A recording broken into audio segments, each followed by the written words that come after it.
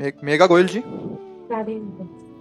राधे राधे महाराज जी। महाराज जी, अगर हमें कोई बार बार अपमानित करे या हम चीखें चलाएं और क्रोध करें, अपशब्द करें, हम प्रभु का नाम जप करके कोशिश करते हैं कि हम उसका उत्तर ना दें और अपना संयम बनाए रखें, परंतु लगातार हुआ अपमान पर संयम बनाए रखना कठिन है। क्रोध नहीं आता क्योंकि अब अपेक्षाएं कम हो गई हैं, पर अर्थहीन और दुखी करने वाली बातें अगर बार बार हमारे साथ हों तो ऐसे दुर्विचार, प्रतिकार की भावना स्वतः ही मन में उठने लगती है। निरंतर हो रहे अपमान या क्रोध के वातावरण में अपने मन में किसी भी प्रकार की बुरी भावना को आने से कैसे रोकें? अपने मन देखो, आपने जैसा कहा कि अपेक्षा कम हो रही है तो आप थोड़ा सह पा रहे हैं। अगर अपेक्षा ही न रहे तो बिल्कुल दुख नहीं होगा। मान की अपेक्षा ही अपमान का बोध कराती है, प्रशंसा की इच्छा ही निंदा का दुख पहुंचाती है।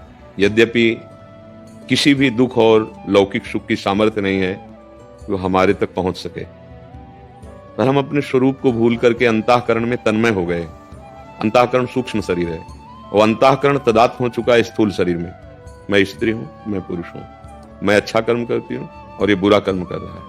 यही दुख का कारण है। इसको हम बाहरी किसी सहयोग से या परिस्थिति के परिवर्तन से सुधार नहीं कर सकते। विवेक के द्वारा बचा जा सकता है। अगर विवेक का प्रयोग ना करो तो हृदय जलेगा और आप वो क्षण आएगा जब आप उसी वृत्ति से युक्त होकर के वैसे ही बर्ताव कर बैठेंगे। फिर आप साधक नहीं रह जाएंगे, फिर आप एक संसारी पुरुष जैसा बर्ताव हो जाएगा। हम मान की इच्छा रखते हैं तभी हमें अपमान बुरा लगता है। कौन किसका अपमान कर रहा है? सामने उसके हृदय में प्रभु हैं।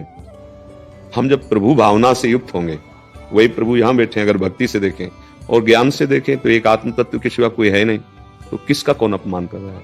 एक बार पूज्यपाद श्री उड़िया बाबा जी महाराज हरि बाबा जी के साथ एक बहुत बड़े उत्सव में गए हुए थे जहां बड़े बड़े महापुरुष आए हुए थे। तो हरि बाबा जब कीर्तन करवाते थे तो घंटानाद करते हुए सबसे प्रणव बुलवाते थे, ओम, सबसे पहले। इस बात का कुछ काशी के जो महापुरुष विद्वान थे उन्होंने निषेध किया कि सबको प्रणव बोलने का अधिकार नहीं है। उड़िया बाबा जहां कीर्तन होता था वहां बैठे। तो बाबा से कहा गया कि आप रोकिए हरि बाबा को कि ये प्रणव। तो उनका हरि बाबा भगवत प्राप्त महापुरुष है, वो जो भी कर रहे हैं सब मंगल कर रहे हैं, उनके ऊपर शासन नहीं लग सकता। तो फिर उस सभा में जिन्होंने विरोध किया था वो भी थे। जब उनको माइक मिला, बाबा अपने स्वरूप में हर समय रहते थे, स्मृतिमान ब्रह्म। तो निंदा शुरू की उड़िया बाबा की। वो इतने अनुगामी शिष्य ऐसे विद्वान उद्भट थे कि एक क्षण में जबान बंद, सब उकसे एकदम। बाबा ने सबको ऐसे ऐसे रोक दिया, शांत हो। आधा घंटा तक वो बाबा की निंदा करते थे, बाबा शांत। जब सब सभा उठी, बाबा उठे, जेवी कुटिया पे आए तो जो उनके प्रधान शिष्य थे, बहुत उच्च कोटि के, तो उनका बाबा आप आदेश क्यों रोक क्यों दिया, आदेश क्यों नहीं दिया? हम 2 मिनट में उनका मुंह बंद कर देते। तो बोले यही सत्संग सुना है ना, यही आपने अभी तक सत्संग सुना है।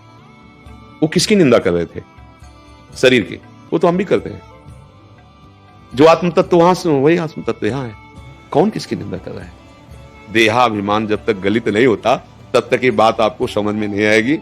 शत्रु मित्र समजान, मान मान अपमान सम, दुख सुख लाभ न हानि, यह जो कृपा हरिवंश की। शत्रु मित्र में, मान अपमान में, निंदा स्तुति में, लाभ हानि में जिसका समान भाव बन रहा है, क्षमता आ रही, वही ऊंचाई पर चढ़ रहा है। नहीं तो पूरा संसार इसी में तो पिस रहा है। देखो क्या हो रहा है, लड़ाई झगड़ा, प्रिय संबंधों की हत्या, इसी से तो हो रहा है। 3 गुण माया के चल रहे, उसी में हमारी बुद्धि प्रभावित होकर। अगर हम सहना चाहते हैं और आगे निकलना चाहते हैं, क्योंकि सहने से ही निकल सकते हैं, लड़ाई से कुछ नहीं। वो 4 शब्द बोले कटु, आप और बोले तो फिर और द्वेष पक्का हो जाएगा। द्वेष हो जाएगा तो हृदय जलेगा, भजन होगा नहीं, भगवत मार्ग पुष्ट नहीं होगा। हमें ये बात सोचनी है कि मुझे भगवान पुष्ट कर रहे हैं। कैसे? जैसे आप हमें गाली दिए, हमारे हृदय में जलन हुई तो हमारे पाप नष्ट हो रहे हैं। भगवान हमें परिपक्व कर रहे हैं। पूज्यपाद श्री उड़िया बाबा जी महाराज ने कहा तब माना जाएगा कि आपका साधन परिपक्व हो रहा है। जैसे आपको कोई विदेशी भाषा में गाली दे तो आपको कैसे, आप भाषा नहीं जानते, वैसे देखोगे ला कुछ बोल रहा है ऐसा लगेगा और आज चले जाओगे, कोई दुख नहीं होगा। बाबा बोले जब आपकी भाषा में आपको गाली दे, अपमानित करे और आप वैसे ही चले जाओ जैसे विदेशी भाषा में सुनने का, तब आपको माना जाएगा कि आपका साधन ठीक चल रहा है। अब मान और अपमान, लाभ और हानि, सुख और दुख, ये द्वंद्व है। अगर आप भजन नहीं करते, सत्संग नहीं सुनते तो इन्हीं द्वंद्वों में पिसोगे। चलती चक्की देख के दिया कबीरा रोए और 2 पाटन के बीच में साबित बचान होए।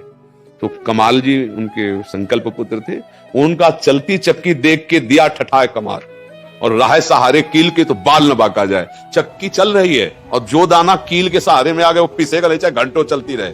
तो पूरे संसार चक्र की कील है ब्रह्म भगवान हरि। अगर इनकी शरण में आ जाओ तो ये द्वंद्व पीस नहीं पाएंगे। निर्द्वंदो भवति, कोई भी द्वंद्व तुम्हें इस पर, ये द्वंद्व है, मान अपमान, सुख दुख, लाभ हानि। और सही बात मानिए, ये भेद के कारण अनुभव हो रहा नहीं होगा। जैसे अपना छोटा सा बच्चा जो तोतली बोली में बोलता है, अगर वो अपनी गोद में चढ़कर अपनी दाढ़ी पकड़े, अपने थप्पड़ मार दे अपने को और गाली दे दे, तो आप क्या करेंगे? हंसेंगे और बोले तुम्हें अपमान नहीं लगा, थप्पड़ मार दिया तुम्हारा लड़का, दुलार आएगा, ए बच्चा है। क्यों? क्योंकि अपनापन है ना, लौकिक अपनापन से बात बताओ। और अगर भगवत भाव का अपनापन है कि मेरे प्रभु ही सब में है, तो अपमान का बोध नहीं होगा, निंदा का बोध नहीं होगा, दुख का बोध नहीं होगा। चाहे भक्ति मार्ग से चलो, चाहे ज्ञान मार्ग से चलो, बिना सम हुए आप दुखों की निवृत्ति नहीं कर सकते। यहाँ केवल अध्यात्म शब्दों की चर्चा होती है, व्यवहारिक शब्दों का यहाँ कोई महत्व नहीं। हम जब व्यवहार में उतरते हैं तब हम फिसल जाते हैं, तब हम अध्यात्म को समझ नहीं पाते। हमारा जो कर्तव्य, यदि हम केवल अपने कर्तव्य को देखें, उसके कर्तव्य को ना देखें, तो हमें कोई दुख नहीं होगा। हम अपने कर्तव्य को तो कर रहे हैं, अपने कर्तव्य के बदले में उससे हम कर्तव्य चाहते हैं कि हम आपको इतना प्यार करते हैं, ऐसे चल, तो आप कम से कम इतने मृदु वचन तो बोल सकते हो ना। आप कड़वा क्यों बोले हमारे लिए? अब उसके कर्तव्य का निरीक्षण परीक्षण होने से हम अपने कर्तव्य को भूल गए। अब हमारे अंदर या तो द्वेष हो जाएगा, और या फिर जैसे वो भाषा बोल रहा था वैसी भाषा हमारी निकल जाएगी। महाराज मुझे जो इसलिए दे रहे हैं, ये प्रश्न मेरे लिए ही है, वो मेरी पत्नी है।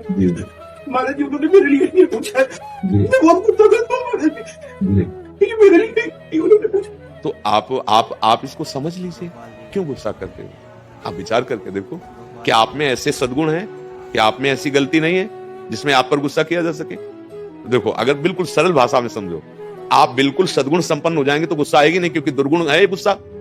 और जब आप में गुस्सा आती है तो कमी आप में भी है ना, तो फिर दूसरे की कमियों को हम क्षमा नहीं करते और अपनी बड़ी से बड़ी कमी को सेकंड में क्षमा कर देते हैं। ये हमारी गलती है। परमार्थिक पथिक अपनी गलतियों को क्षमा नहीं करता, दूसरी की गलतियों को क्षमा करता है, तभी वो ऊंचाई पे चढ़ता है। ए भाई, काहे को गुस्सा करें? क्यों गुस्सा करें? अगर मान लो कोई अनजाना व्यक्ति हमसे अपमानजनित क्रिया कर रहा है, तो बेचारे की बुद्धि ऐसी है।